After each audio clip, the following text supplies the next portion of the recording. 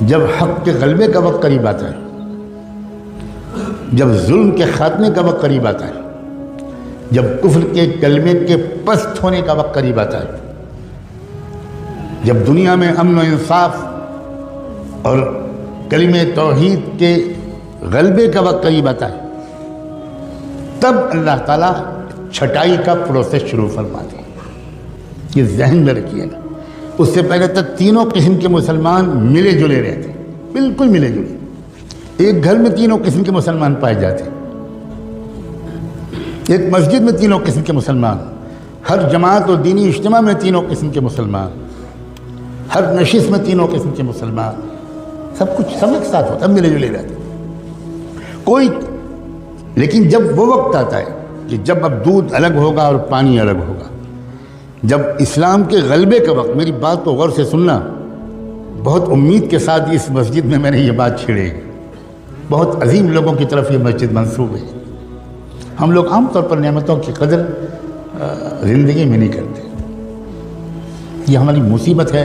ہم کسی نعمت، کسی شخصیت کے قدر کے لیے اس کے انتقال کا انتظار کرتے ہیں۔ میں پھر دہراتا ہوں، جب اسلام کے غلبے کا وقت آتا ہے، جب کفر کے کچل جانے کا وقت آتا ہے، جب نظم عالم الٹ کر دینے کا وقت اللہ کے بنائے ہوئے پروگرام کے مطابق آ جاتا ہے، باطل کا غلبہ نہیں، کفر کا غلبہ نہیں، ظلم کا غلبہ نہیں، الٹی بات میں کروں، جب کفر کا خاتمہ، جب باطل کے کلمے کے کچل جانے کا اور اسلام کے اور حق کے اور انصاف کے اور امن کے قائم ہو جانے کا وقت جب قریب آتا ہے، تو ہمیشہ اللہ کا معمول ہے کہ ملے جلے تینوں قسم کے مسلمانوں کے ذریعے کبھی بھی حق کا غلبہ نہ ہوا ہے نہ ہوگا۔ اس سے پہلے اللہ تعالیٰ ایک پروسیس شروع کرتے ہیں، ایک ترتیب ہے اللہ تعالیٰ کی، وہ یہ کہ چھانٹ دوں گا میں، پہلے قسم کے مسلمانوں کو الگ کر دوں گا اور دوسرے قسم کے مسلمان بھی پیچھے پیچھے ان کے ساتھ رہیں گے، لیکن تیسرے قسم کے ایک انسان کو بھی میں اپنے مقبول بندوں اور بندیوں کے ساتھ کھڑے رہنے کی اجازت دے دوں گا۔ پھر میل تو چھٹے گا، الگ ہوگا۔ اور اس کا طریقہ کیا ہوتا ہے؟ اس کا طریقہ اللہ کی طرف سے یہ ہوتا ہے کہ کفر ظلم شروع کرتا ہے، ستانا شروع کرتا ہے، بڑھتا چلا جاتا ہے ظلم، ٹارچر ہوتا ہے، چلتے پھرتے مسلمانوں کو مارا جاتا ہے، جیلوں میں ٹھوسا جاتا ہے۔ یہ طریقہ ہے اللہ کا، یہ فلاں حکومت کر رہی ہے، فلاں حکومت کر رہی ہے، یہ ظاہری طور پر ہم کو اسباب کے اعتبار سے کچھ کام کرنا ہماری ذمہ داری ہے، لیکن میں سمجھا رہا ہوں یہ اللہ تعالیٰ کا ہمیشہ سے یہ سسٹم ہے۔ اُذِينَا مِن قَبْلِ أَن تَأْتِيَنَا وَمِن بَعْدِ مَا جِئْتَنَا، بنو اسرائیل کے لوگوں نے موسیٰ علیہ السلام سے کہا تھا کہ پہلے بھی ہم ذلیل سمجھے جاتے تھے، فرعون کے لوگ ہم کو دلتوں سے زیادہ بدتر سمجھتے تھے، ہمیں غلامی کی زنجیروں میں جکڑ رکھا تھا، آپ آئے، ہم نے آپ پر ایمان ہم نے قبول کیا، ہم نے آپ کا ساتھ دیا، اس کے بعد بھی وہی ظلم ہم پر ہو رہا ہے۔ وہ ظلم اور ظلم میں فرق تھا۔ چنانچہ موسیٰ علیہ السلام نے بعد میں جو جوابات دیے اور بعد میں اس قوم کی تاریخ نے جو مرحلے طے کیے، تو اس نے بتایا کہ بہت فرق تھا ان دونوں قسم کو ظلم میں۔ چھٹائی لازمی ہے، لِيَمْحِصَ اللَّهُ الَّذِينَ آمَنُوا لِيَمِيزَ اللَّهُ الْخَبِيثَ مِنَ الطَّيِّبِ، قرآن نے 20 جگہ یہ بات بیان کی۔ چھٹائی تب ہوتی ہے، یہ ایک بات میں تیسری چوتھی بار دوہرا رہا ہوں، جب اسلام کے غلبے کا وقت قریب ہوتا،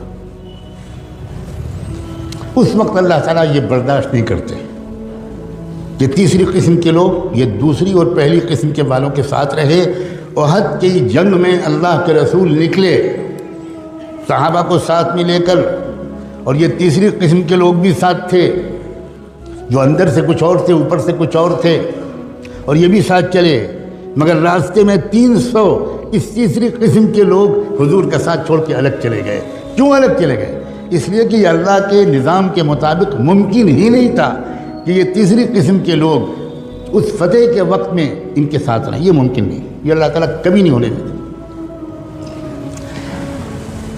مسلمانوں، خدا کے لیے اس بات کو غور سے سمجھو کہ یہ تیسرا یہ وہ دور ہے جب اللہ تعالیٰ نے فیصلہ کر لیا ہے ایک ایک کو چھانٹ کے رہوں گا، چاہے وہ خادم الحرمین الشریفین ہوں، اور چاہے وہ کعبے کے لباس کے متولی ہوں، اور چاہے وہ بڑے بڑے عرب لوگ ہوں اور کعبے کے منبر پر کھڑے ہو کر نصیحت کرنے والے ہوں، اور چاہے وہ کہیں کے لوگ ہوں، ایک بھی نہیں چھوڑیں گے اللہ۔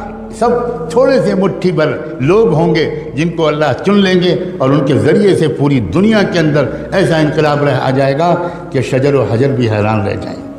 یہ کیا ہو گیا؟ یہ سسٹم ہے اللہ کا۔ چھٹائی شروع ہو چکی ہے بڑی تیزی کے ساتھ، اور شروع بھی اللہ نے کہاں سے کی ہے چھٹائی، میرے منہ پر الفاظ نہیں آ سکتے کہ کہاں سے چھٹی ہوئی ہے۔ بدا الاسلام غریباً وسیعود غریباً کما بدا، وہاں سے چلے۔ اللہ تعالیٰ کے کوئی رعایت نہیں، تم ہاشمی ہو، تم مطلبی ہو، تم مکی اور مدنی ہو، تم قریشی ہو، اور تم فلاں ہو، اور تم سعودی ہو، اور تم یہ ہو اور وہ ہو، ہم تمہاری اندرون کی باتوں کو جانتے ہیں۔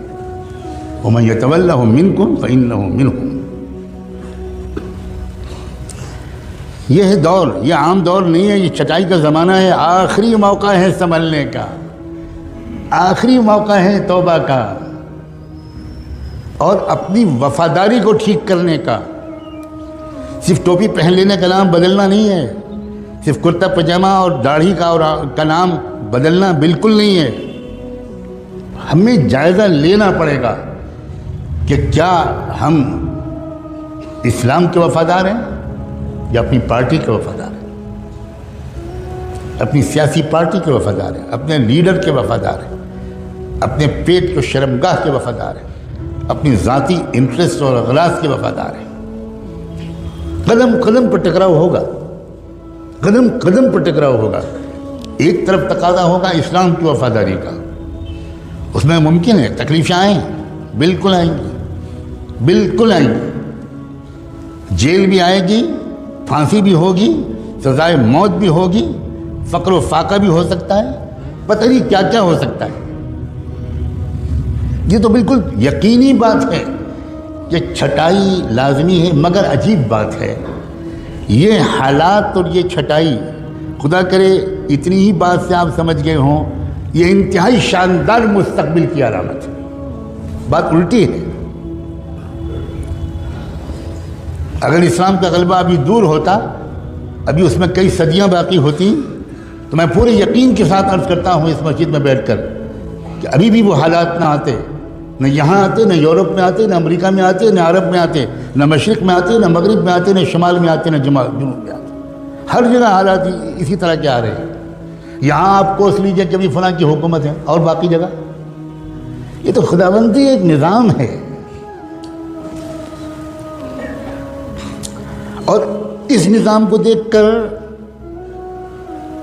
ڈر اور خوف، مایوسی اور پریشانی، اب کیا ہوگا، یہ لوگ کیا کر رہے ہیں، یہ حکومت کیا کر رہی ہے، آئندہ مسلمانوں کا مستقبل اس ملک میں کیا ہوگا، اسلام کیسے بچے گا، یہ سوالات ان کے ذہن میں آ رہے ہیں جو پہلے قسم کے مسلمانوں والی تربیت پائے ہوئے نہیں، یہ ان کے ذہن میں آ رہے ہیں۔ ورنہ جن کا ایمان مضبوط ہے، جن کا علم گہرا ہے، جن کی سمجھداری بہترین ہے، جو قرآن کو سمجھے ہوئے ہیں، جو اچھی صحبتیں پائے ہوئے ہیں، وہ اپنے وقت کو موبائل میں ضائع نہیں کرتے، انٹرنیٹ میں ضائع نہیں کرتے، بازاروں میں گھومنے میں ضائع نہیں کرتے، وہ سمجھداروں کے پاس بیٹھ کر سمجھداری کی باتیں سننے میں اپنا ایک ایک منٹ استعمال کرنے کی کوشش کرتے ہیں۔ ان کا بالکل الٹا خیال ہے۔ ان کا حال اس وقت کے حالات میں یہ ہے کہ ایسا لگتا ہے کہ اندھیرا بڑھ رہا ہے، جس کا مطلب یہ ہے کہ اب صبح روشن قریب ہے۔ بالکل الٹا تاثر ہے ان کا۔ ان کو فکر جانتے ہیں کس بات کی ہے؟ میں صاف کہنا چاہتا ہوں، پہلی قسم کے اس وقت جو ایمان والے ہیں ان کو فکر یہ ہے کہ میرا بھی شرکت، میری بھی اس فتح والی مہم میں ہو پائے گی کہ نہیں ہو پائے گی، یہ فکر ہے۔ فتح تو ہوگی، الا ان نصر اللہ قریب۔ اس ملک کو بھی پہچاننا مشکل ہوگا، اس کے چپے چپے سے کلمہ توحید کی آواز آئے گی۔ یہ چمن معمور ہوگا نغمہ توحید سے، یقیناً اس میں کوئی شک نہیں ہے۔ فکر جو ہے اس پہلی قسم کے لوگوں کو وہ یہ کہ میری شرکت، میری اولاد کی شرکت، میرے جگر کے ٹکڑوں کی شرکت، میرے شاگردوں کی شرکت، میرے دوستوں کی شرکت، میرے قریبی لوگوں کی شرکت اس مہم میں ہو پائے گی کہ نہیں ہوگی؟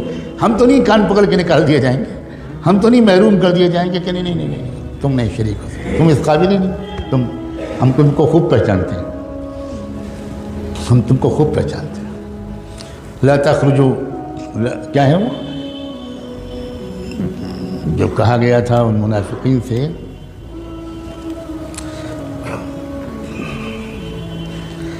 تم کبھی نہیں نکل پاؤ گے، بہت سخت ترین آئے تھے وہ۔ جن لوگوں نے دھوکہ دیا تھا اسی تبوک کے موقع پر ان سے اللہ نے کہا ان سے کہہ دو کہ تم کو کبھی بھی راہ جہاد میں نکلنے کا موقع نہیں ملے گا۔ لن تقاتلوا معي عدوا ولن تخرجوا معي ابدا، کسی دشمن سے مقابلے میں کبھی تم کو میرے ساتھ دینے کا موقع توفیق نہیں ملے گی، اور کبھی تم آئندہ راہ خدا میں میرے ساتھ نکل نہیں سکو گے۔ صاف صاف، لن تخرجوا معي ابدا۔ یہ وہ دور ہے جس میں ہم داخل ہو چکے۔ یہ بتانا ان فرض ہے، اس لیے عرض کر رہا ہوں، خدا کے لیے اس بات کو واقعی ایک آگاہی سمجھیں۔ اسی لیے میں نے وہ دوسری آیت پڑھی تھی، فَفِرُّوا إِلَى اللَّهِ إِنِّي لَكُمْ مِنْهُ نَذِيرٌ مُّبِينٌ۔ بھاگو اللہ کی طرف۔ بھاگتا تو آدمی اس وقت ہے، اور بھاگنے کو اس وقت کہا جاتا ہے جب معاملہ ایمرجنسی ہو، ارجنٹ ہو، وقت کم ہو، اس وقت کہا جاتا ہے۔ تب اللہ تعالیٰ نے قرآن میں فرمایا فَفِرُّوا إِلَى اللَّهِ، بھاگو اللہ کی طرف، وقت کم ہے۔ انی لکم منہ نذیر مبین، محمد حضور سے کہا گیا کہ یہ کہو کہ میں تم کو صاف صاف آگاہ کرنے کے لیے آیا ہوں۔ آگاہ کرنا، وارننگ دینا، بتانا کہ آگے کیا ہونے والا ہے، منزل آخری کیا ہے، راستہ کیا ہے۔ یہ وہ دور ہے۔